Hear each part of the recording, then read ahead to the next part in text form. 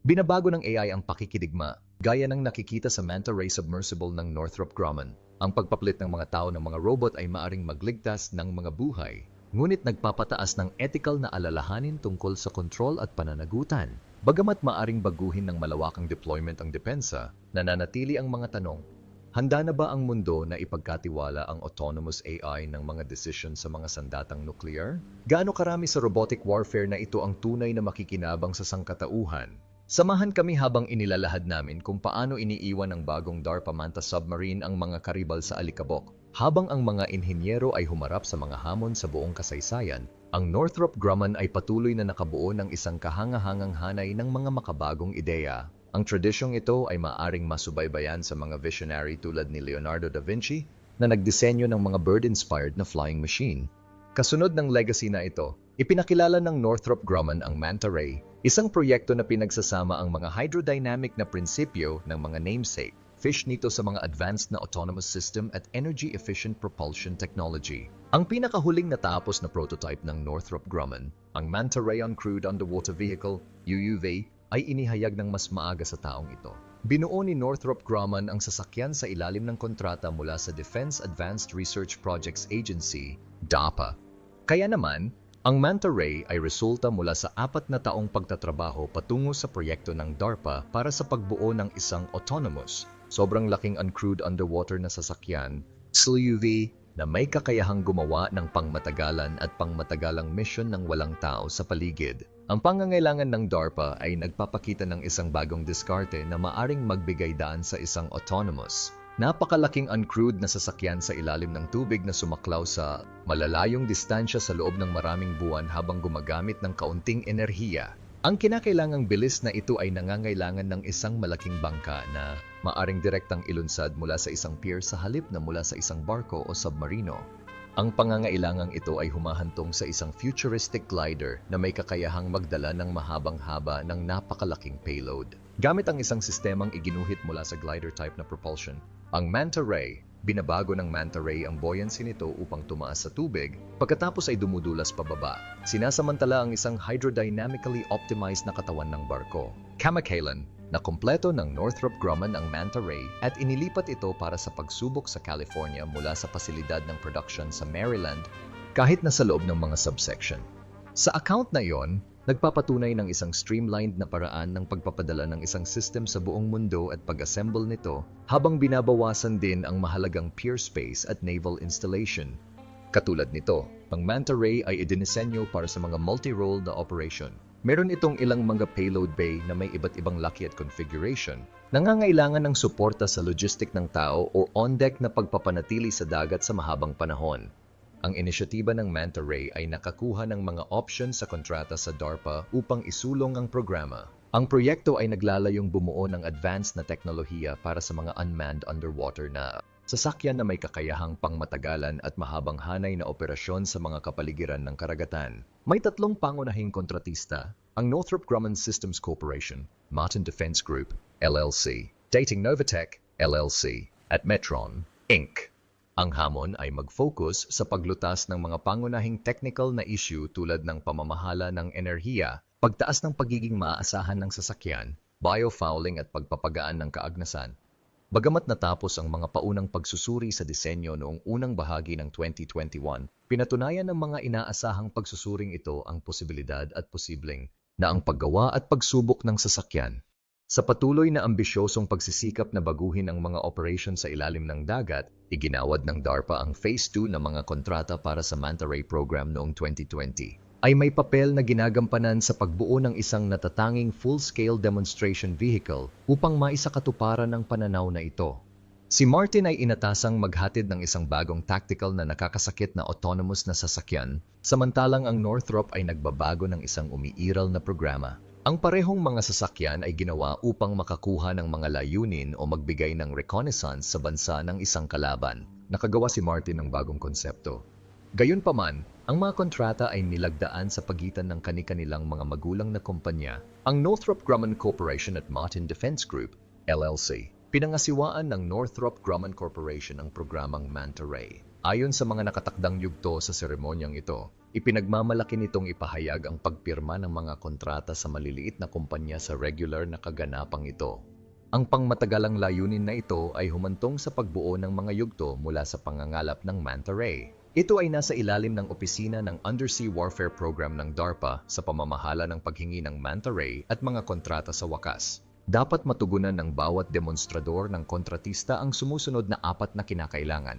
Isang UUV para sa mga autonomous na mission nito na idinisenyo para sa isang hindi tiyak na tagal sa malalayong distansya, magagawang gumana mula sa maraming uri ng mga base ng host ng platform at gumagana sa mga kapaligiran sa karagatan. Ang programang Manta Ray ay nagbibigay diin sa autonomiya at pagtitiis na naglalayong bumuo ng mga UUV na maaring gumana ng matagal nang hindi nangangailangan ng on-site na logistic ng tao o pagpapanatili. Ang unang yugto ay nagsumikap ng mga makabagong technological na solusyon sa mga sumusunod na pangunahing lugar.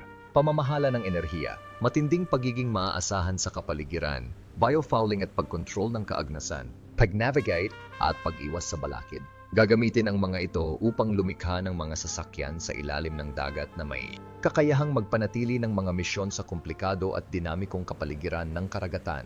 Muli, sa pamamagitan ng pamumuhunan sa iba't ibang mga makabagong pamamaraan, maaring ilipat ng DARPA ang mga pangunguna sa ilalim ng dagat na teknolohiya sa mga kasosyo nito sa pambansang seguridad. Ang programang Manta Ray ay gaganap ng isang mahalagang papel sa pagsisikap na ito sa pamamagitan ng pagpapakilala ng isang bagong kategorya ng mga sasakyan sa ilalim ng dagat at pagbibigay ng mahahalagang bahagi ng teknolohiya na sumusuporta sa iba pang mahahalagang hakbangin sa ilalim ng dagat. Ang unang yugto ay nagwakas sa pagpigil sa mga critical na pagsusuri sa disenyo na nagpapakita na ang mga disenyo ay tumanda na at natapos na ang mga paghahanda para sa susunod na yugto. Sa ikalawang yugto, ang mga kontratista ay nakikibahagi sa subsystem testing, pagbuo at pagpapakita ng ganap na pinagsamang mga sasakyan sa ilalim ng dagat. Ang demonstration sa ngayon ay minarkahan ang isang makabuluhang hakbang tungo sa pagsasakatuparan ng mga UUV na may pagtitiis at mga kakayahan sa pagpapatakbo na hindi kailanman na ipalabas noon na may potensyal na pagbabago para sa mga application ng mission sa pandagat at sa ilalim ng dagat.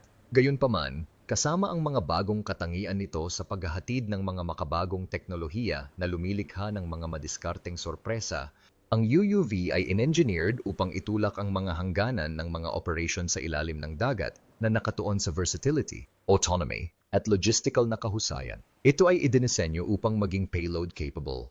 Meron itong hanay ng mga flexible payload bay upang lumipad sa iba't ibang profile ng mission tulad ng pagsubaybay, reconnaissance, logistic, at iba pang critical na operasyon ng hukbong dagat. Kaya, mari itong maging napaka-flexible para sa iba't ibang mga application ng militar. Ang Manta Ray ay idinisenyo upang magsagawa ng mga mission na independyente sa logistic ng tao sa lupa na binabawasan ang traditional na pangangailangan para sa suportang logistic mula sa pagbabase. Ginagawa nitong mas kapaki-pakinabang para sa mga pangmatagalang misyon sa liblib o pinagtatalunang lugar na maaaring hindi pinapayagan ang presensya ng tao o masyadong mapanganib. Ang isa pang natatanging kakayahan ng Manta Ray ay ang kakayahang mag-moor mismo sa seafloor at pagkatapos ay pumasok sa low-power hibernation. Ang pagkilos na ito ay lubos na nagpapataas ng tibay nito at nagbibigay daan dito na makatipid ng enerhiya hanggang sa kinakailangan, sa gayon ay sumusuporta sa pangmatagalang pagpapanatili sa pinakamahirap na kapaligiran sa karagatan.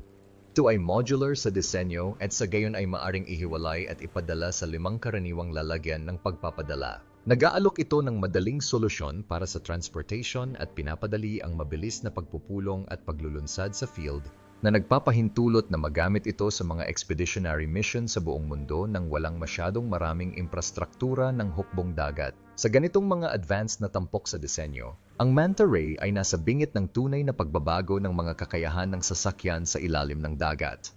Ang estratehikong kakayahang umangkop, pagsasarili sa pagpapatakbo, at epektibong logistic ay ginagawa itong isang potential na pangunahing asset para sa paghubog ng mga bagong operation ng hukbong dagat.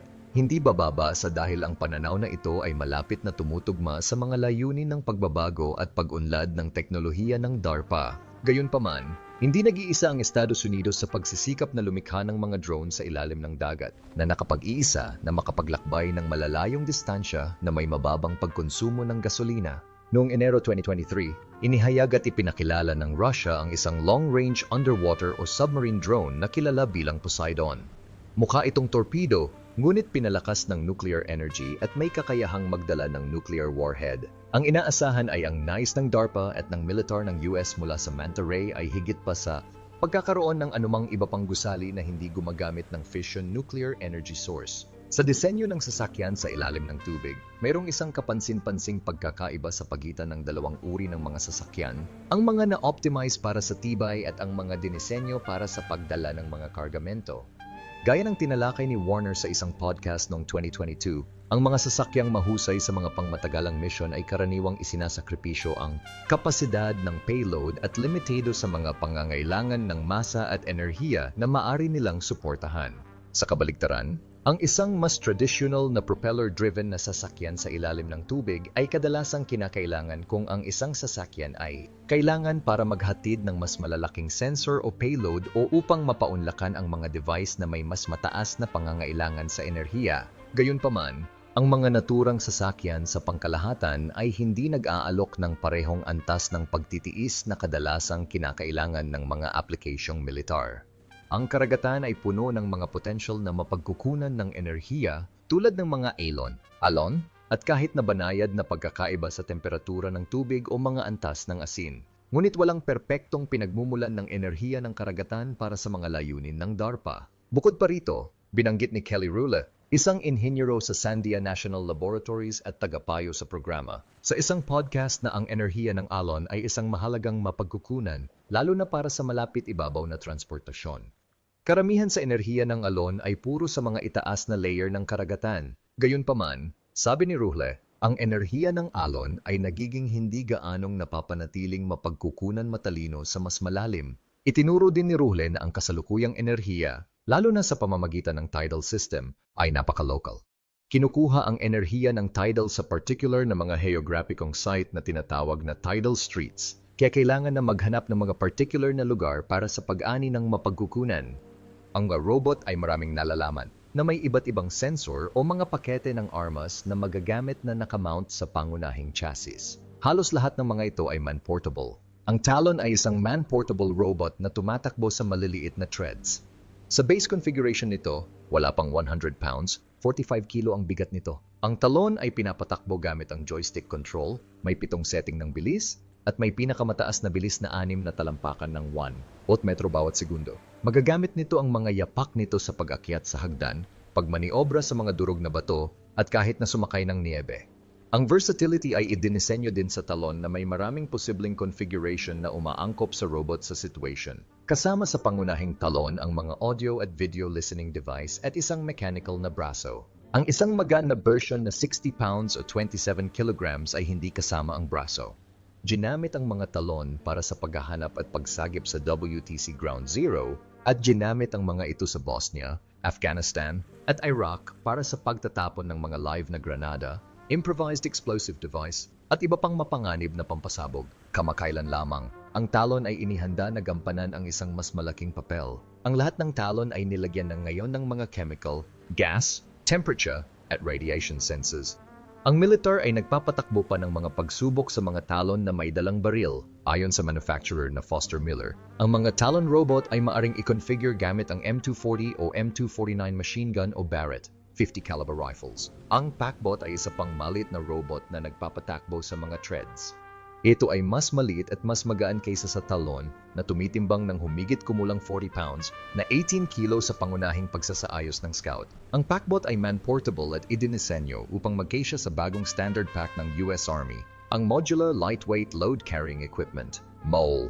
Kinokontrol ng isang Pentium processor na idinisenyo upang mapaglabanan ng magaspang na paggamot. Ang chassis ng Packbot ay may GPS, isang electronic compass, at mga sensor ng temperatura na built-in. Sinabi ng manufacturer ng Packbot na iRobot na ang Packbot ay maaring gumalaw ng higit sa 8 MIP, 13 keth, ma-deploy sa loob ng ilang minuto, at makatiis ng 6 foot, 8 meter drop sa konkreto, katumbas ng 400 kilo ng puwersa. Gayon din, regular na sinasamantala ng mga sundalo ng US ang kagaspangan na ito. Inihahagis ang Packbot sa mga bintana ng mga masasamang gusali at pagkatapos ay ginagamit ito upang malaman kung saan nagtatago ang mga kaaway. Kahit na tumaob ang pakbot, maaari nitong itama ang sarili nito gamit ang malalakas na threaded flippers na tumutulong din sa pag-akyat sa mga hadlang. Ang isa pa ay ang Matilda na kumakatawan sa Mesa Associates Tactical Integrated Light Force Deployment Assembly. Ginawa ito ng Mesa Robotics at ito ay katulad ng iba pang maliliit na disenyo ng robot. Ngunit may mas mataas na profile dahil sa hugis at sulok na tread nito. Ito ay tumitimbang ng 61 pounds at tumitimbang ng 28 kilo na may mga baterya, maaaring dalhin ng isa o dalawang tao at kasya sa trunk ng kotse.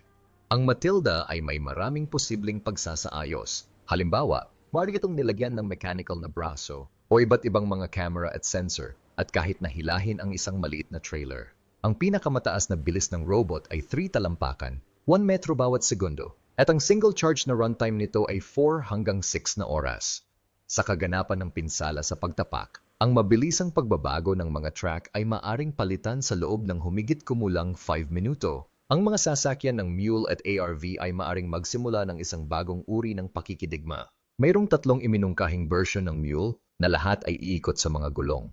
2 variant, isang sasakyan na maaring magdala ng higit sa 1 toneladang kagamitan at idinisenyo upang makita at patayin ang mga anti-tank landmine ay katulad ng mga kasalukuyang robot ng militar. Ang 3 variation ay isang armed robotic vehicle assault light, AVL device. Magkakaroon ito ng reconnaissance, surveillance, target acquisition at RSTI, pati na rin ang package at integrated weapons.